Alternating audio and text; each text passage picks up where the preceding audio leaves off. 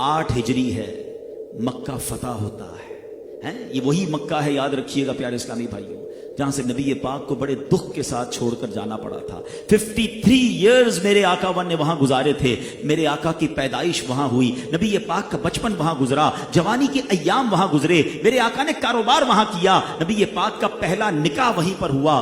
اللہ اکبر، صحابہ کی پراپرٹیز تھی، بزنس تھا، سب کچھ چھوڑ کر مائیگریٹ کرنا پڑا، کیونکہ مکے والوں نے بڑا ظلم کیا تھا، مکے والوں نے بڑی تکلیف پہنچائی تھی، اور اب 8 سال کے اندر اللہ نے مکے پر فتح نصیب کر دی۔ 10-12 ہزار مسلمان مجاہدین موجود تھے، اور وہ سارے لوگ کانکر ہو چکے تھے، وہ سارے لوگ گرفتار ہو چکے تھے۔ نبی پاک نے پہلا خطبہ دیا، اور اب خطبے کے بعد ان تمام مجرمین پر نظر دوڑائی۔ ذرا غور تو کیجئے کون لوگ تھے ان میں؟ نبی پاک کے راستے میں کانٹے بچھانے والے بھی تھے، وہ لوگ بھی تھے جو پیارے آقا پر کئی بار پتھروں کی بارش کر چکے تھے، وہ خونخوار بھی تھے جنہوں نے نبی پاک علیہ الصلوۃ والسلام پر جانی سوسائڈ اٹیک بھی کیے تھے، پیارے آقا کے دندان مبارک کے کچھ حصے کو شہید کرنے والے بھی تھے، آپ کے چہرہ انور کو لہو لہان کرنے والے بھی تھے، وہ اوباش بھی تھے جو نبی پاک پر بہتان تراشی اور طرح طرح کے تلخ جملوں سے دل اقدس کو زخمی کر چکے تھے، وہ صفاق درندہ صفت بھی تھے جو آپ علیہ الصلوۃ والسلام کے گلے میں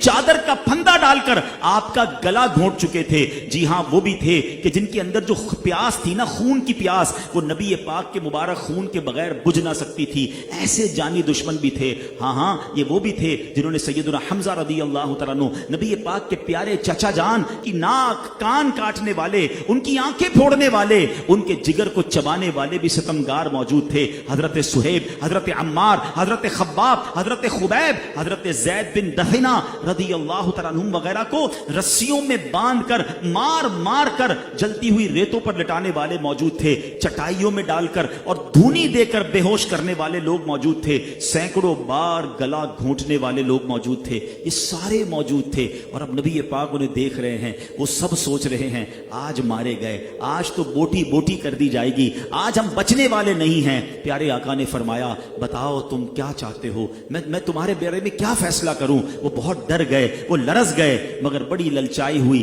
بڑی جس کو کہتے ہیں نا ترس والی نظروں سے پیارے آقا کی بارگاہ میں عرض کرتے ہیں آپ کریم ہیں، آپ بڑے کرم والے ہیں، آپ سے کرم کی امید ہے۔ اللہ اکبر، ذرا سوچئے، اتنا ستانے والا کوئی سامنے آ جائے، اتنا تکلیف دینے والا کوئی سامنے آ جائے، اپنے ساتھیوں کو شہید کرنے والا کوئی سامنے آ جائے، اور آج موقع ہے بدلہ لینے کا، لیکن سبحان اللہ، رحمتیں اور پیارے آقا علیہ الصلوۃ والسلام کی کرم نوازی دیکھیے۔ آپ نے وہ تاریخی جملہ فرمایا، آپ فرماتے ہیں لا تثریب علیکم اليوم فاذهبوا انتم الطلقاء، آج تم پر کوئی الزام نہیں، جاؤ تم سب آزاد ہو۔ اچھا، یہاں بڑے مورخین نے بڑی پیاری بات لکھی، یہاں تک تو کئیوں نے واقعہ سنا کہ فتح مکہ میں نبی پاک نے عام معافی کا اعلان کیا، اس کے کانسیکوینسز کیا ہوئے، اس کے ریزلٹس کیا ہے؟ آپ کو پتا ہے اس کے بعد ہوا کیا؟ کہ رائٹ آفٹر دس اناؤنسمنٹ ہزاروں سرداران قریش موجود تھے اور نوجوانان قریش موجود تھے، بلند آواز سے کلمہ پڑھ کر مسلمان ہو گئے۔ اچھا، نبی پاک ان سب کے گلے اڑوا دیتے، ان سب کو کاٹ دیا جاتا، رزلٹ کیا آتا؟ ان کے بچے دشمن بنتے، یہ جنگیں باقی رہتی، یہ لڑائی جاری رہتی۔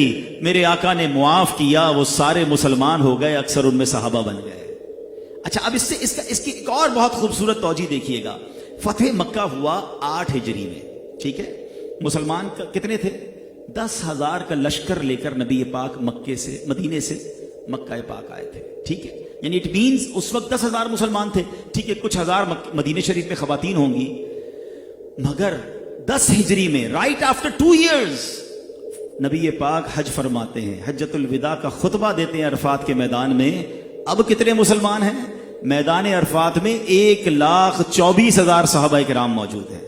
لک at the take off right after that forgiveness, اس معافی کے بعد جو اسلام کو عروج ملا کہ اگلے 2 سالوں میں نبی پاک کی پچھلی ساری زندگی کو کیلکولیٹ کر لیں، 40 سال کی عمر سے میرے آقا اسلام کی دعوت دے رہے ہیں، 8 ہجری تک 10,000 مسلمان ہیں، کیلکولیٹ تو کیجئے کتنے سال ہو گئے؟ 13 مکی سال، 8 مدنی سال، 21 ایئرز میں تقریباً 10,000 مسلمان ہیں، ٹھیک ہے؟ ہم 20,000 مان لیتے ہیں، اتنی خواتین مدینے میں ہوں گی، مگر اب اگلے 2 سالوں کے اندر جب نبی پاک خطبہ حجۃ الوداع دیتے ہیں 1,24,000 صحابہ ہیں. اس کے بعد اسلام کو عروج ہی ملتا چلا گیا. وہ فتح مکہ کی معافی ہے, وہ میرے آقا کا درگزر ہے, وہ شاندار ڈیسیشن ہے جس نے پوری کایا پلٹ کے رکھ دی. پوری قوم مسلمان, سردار مسلمان, ان کے پیچھے چلنے والے لوگ مسلمان ہو گئے. تو یہی میسج ہمیں فتح مکہ دے رہا ہے کہ حالانکہ وہ خون کے پیاسے تھے, وہ سوسائڈ اٹیکر تھے, وہ صحابہ کرام کے قاتل موجود تھے, میرے آقا نے سب کو معاف کر دیا. اللہ اکبر. یہ ہے نبی پاک کے اخلاق کریمہ.